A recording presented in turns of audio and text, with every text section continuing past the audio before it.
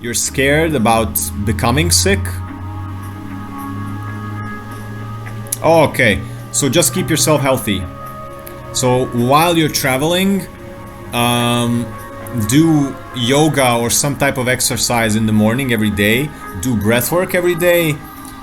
Drink a lot of lemon juice. Drink a lot of lime juice. Try to eat clean. Don't eat acid foods. So eat alkaline foods like cucumbers, tomatoes, watermelon, fresh fruits. Get a lot of fresh air.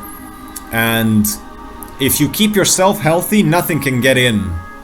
Like, any type of disease can get in only if your immune system is low. So you need to, while you're on your trip, you need to keep yourself immune system regulated.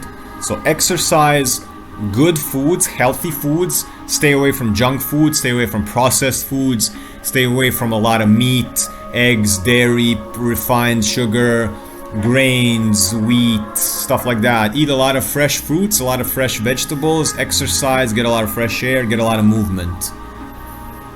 And you won't catch anything.